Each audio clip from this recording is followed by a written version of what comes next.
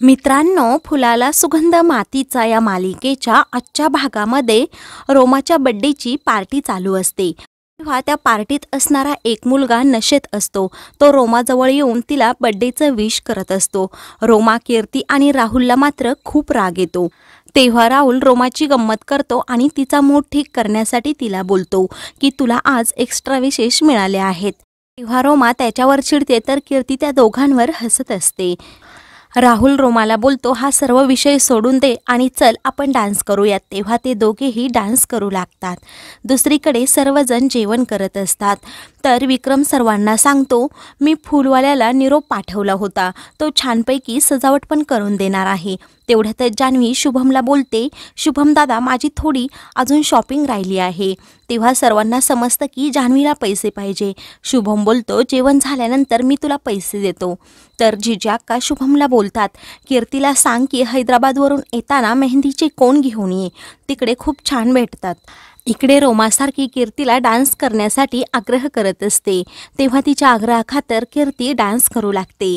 तर दुसरीकडे शुभम कीर्तीला सारखाच फोन करत असतो, परंतु कीर्तीने फोन न उचलल्यामुळे सर्वांना टेन्शन येतं।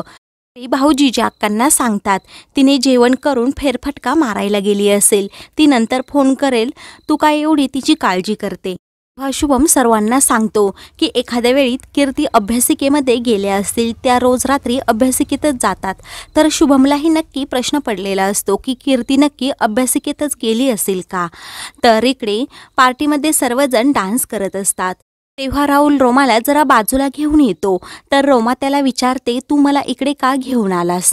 तेव्हा राहुल सांगतो, मी तुझ्यासाठी एवढी मोठी पार्टी ठेवली, मला रिटर्न गिफ्ट काहीतरी पाहिजेच। तेव्हा रोमा ठीक आहे असं बोलते आणि तूच अगोदर मला गिफ्ट दे अशी राहुलकडे मागणी करते। तेव्हा राहुल तिला डोळे बंद करायला सांगतो। तर इकडे कीर्तीला रोमा आणि राहुल दिसत नाही, त्यामुळे ती त्यांना पाहायला दुसरीकडे जाते। तेवढ्यातच ती समोर राहुल आणि रोमाला पाहते। तर राहुल रोमाला प्रपोज करत असतो। हे पाहून कीर्ती खूपच खुश होते। राहुल गुडघ्यावर बसून रोमाला प्रपोज करतो आणि छान एक हार्ट शेपचा बलून तिला देतो।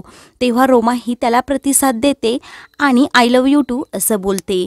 तेव्हा ते दोघेही एकमेकांच्या प्रेमात असतात। कीर्तीला हे अगोदरच माहीत असतं। कीर्तीलाही त्या दोघांचं प्रेम पाहून शुभम बरोबरच्या सर्व आठवणी आठवत असतात। तेव्हा ती तिच्या स्वप्नांमध्येच रंगून जाते। कीर्तीला शुभमची खूप आठवण येत असते। तेव्हा ती शुभमला फोन करण्याचं ठरवते आणि पर्समधून फोन काढून फोन करू लागते, परंतु शुभमचे तिला खूप मिस कॉल येऊन गेलेले असतात। तेव्हा ती रिटर्न कॉल करते, परंतु शुभम उचलत नाही। तेव्हा ती बोलते की मी आता नंतरच करते असं म्हणून ती पुन्हा शुभमच्या आठवणीमध्ये रंगून जाते आणि शुभमची स्वप्न पाहत असते की गुजरातमध्ये कशाप्रकारे मी शुभमला प्रपोज केलं होतं आणि एका पार्टीमध्ये आम्ही दोघांनी खूप छान डान्स पण केला होता। तेवढ्यातच रोमा तेथे येते। राहुलही तिच्याबरोबर असतो। ते दोघे डान्स करत असतात। तर कीर्ती त्यांच्याकडे पाहून हसत असते। तेवढ्यातच तो नशेमध्ये असणारा मुलगा पुन्हा रोमाला जोरात धक्का देतो। त्यावेळी रोमाला राग कंट्रोल होत नाही। तेव्हा ती त्या मुलाला बोलते की जास्त शहाणपणा करायचा नाही, मी मगापासून तुझं पाहत आहे, तू सारखा माझ्याजवळ येऊन काहीतरी मला फ्लर्ट करण्याचा प्रयत्न करतो। तेव्हा राहुल त्या मुलाला बोलतो, इथून अगोदर चालतं हो, नाहीतर परिणाम वाईट होतील।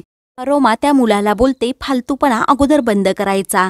तो मुलगा रोमाला बोलतो, बेबी मी फालतूपणा करत नाही, तुझ्याबरोबर रोमांस करत होतो। मात्र रोमाला अजूनच राग येतो। तेव्हा ती बोलते, माझ्याशी पंगा घेऊ नको, नाहीतर परिणाम वाईट होतील। तेव्हा तो मुलगा बोलतो, काय करशील, तुम्हाला नीट राहायची पण शिस्त नाही, घरच्यांनी तुम्हाला जास्त सूट दिली, त्यामुळे तुम्ही कशीही कपडे घालता आणि मी साधं बड्डे विश केलं होतं, एवढं ओव्हर रिॲक्ट करण्यासारखं काय झालं। आणि तसंही तू बॉयफ्रेंडला घेऊन रात्री क्लबमध्ये नाचतेस ना, मग त्यात काय एवढं झालं। खरं पाहायचं झालं तर तुझ्यासारख्या मुलींनीच सर्व चिखल करून ठेवला आहे असं तो रोमाला बोलतो आणि रोमाचा खूप काही अपमान करत असतो। तेव्हा कीर्तीला हे सहन होत नाही। तेव्हा कीर्ती मागचा पुढचा विचार न करता त्या मुलाला झापते आणि बोलते, आम्ही सभ्य आहोत ना, म्हणूनच तुझं एवढा वेळ ऐकून घेतलं, जाऊ देत, तुला सभ्य या शब्दाचा अर्थ पण माहीत नसेल आणि चिखल आमच्यामुळे नाही तर तुझ्यासारख्या माणसांच्या विचारामुळेच होतो।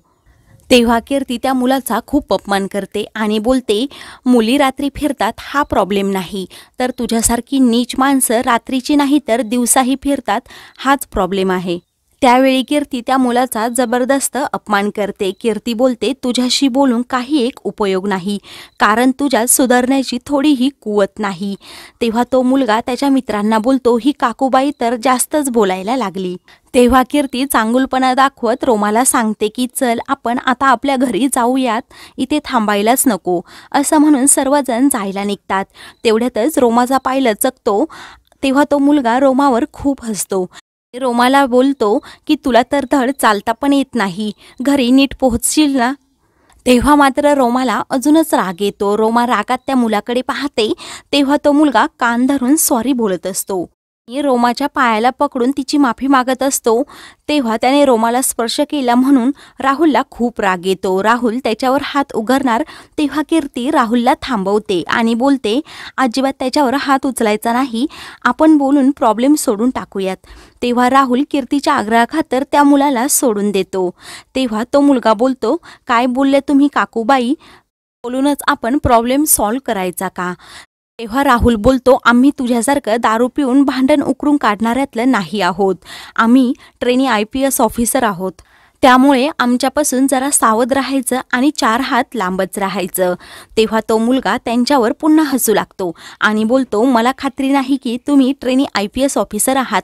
असं म्हणून मोठ्याने हसू लागतो. त्यावेळी रोमा त्या मुलाला सांगत असते, खरंच आम्ही ट्रेनी IPS ऑफिसर आहोत. तो नशेत असणारा मुलगा राहुलला विचारतो, मग तुमच्याकडे ID कार्ड तर असेल. तेव्हा राहुल लगेच ते ID कार्ड दाखवतो. तेव्हा तो मुलगा थोडा घाबरतो. त्यानंतर कोणीतरी हा सर्व प्रकार शूट करत असतो. तो मुलगा पलटी खातो आणि रोमाची पुन्हा माफी मागतो. त्या तिघांनाही बोलत असतो, मी तर तुमची माफी मागत होतो, परंतु तुम्ही तर आमच्यावर दारू पिऊन दादागिरी करत आहात. हा सर्व प्रकार मोबाईलमध्ये शूट होत असतो. त्याने पूर्णपणे बाजू उलटवलेली असते. तेव्हा रोमा आणि कीर्तीला खूप मोठा आश्चर्याचा धक्का बसतो. तो मुलगा खोटं बोलत असल्यामुळे राहुल पुन्हा त्याची कॉलर पकडतो. कीर्ती राहुलला सांगते, त्याच्या अजिबात नादी लागू नको, आपण इथून निघूयात. तेव्हा सर्वजण तेथून जातात. तर दुसरीकडे जान्हवीच्या लग्नाच्या पत्रिकेबद्दल डिस्कशन चालू असतं. तेव्हा विक्रम मध्येच बोलतो की कुणाची नावं राहून जायला नको. तर सोनाली बोलते, उगीच रुसवेफुगे व्हायचे. तेव्हा तुषार मध्येच सांगतो की जान्हवीच्या इकडची लोक तशी रुसवेफुगे करणारी नाहीत, मला खात्री आहे. तेव्हा जान्हवीला खूप अभिमान वाटत असतो. तेवढ्यातच भाऊ तेथे येतात आणि काय चाललं रे पोरांनो असं विचारतात. त्यानंतर ते TV लावतात. तेव्हा ते TVवरील बातमी पाहतात. भाऊंना मोठा धक्का बसतो. भाऊ जिजा अक्कांना जवळ बोलवतात. तर सर्वजण पाहत असतात. हैदराबादमधील पोलीस ट्रेनी ऑफिसरने क्लबमध्ये येऊन नशेमध्येच गोंधळ घातला. ह्या सर्वांना हे ऐकून आश्चर्याचा धक्का बसतो. तर सर्वजण TVवर न्यूज पाहत असतात. पुढे त्यांना रोमा आणि राहुल दिसतात. ने त्या मुलाची कॉलर पकडलेली असते. तेव्हा शुभम सांगतो, हा तर राहुल आहे. तर जिजी अक्का सांगतात, ही तर कीर्तीची मैत्रीण रोमा आहे. तेव्हा सर्वजण खूपच घाबरतात. त्यानंतर कीर्ती ही TVमध्ये दिसत असते. तर सोनाली मोठ्याने ओरडते, आपल्या जाऊबाई पण यामध्ये सामील आहेत. हे ऐकून सर्वांना खूप मोठा धक्का बसतो. तर शुभमला खूप टेन्शन येतं.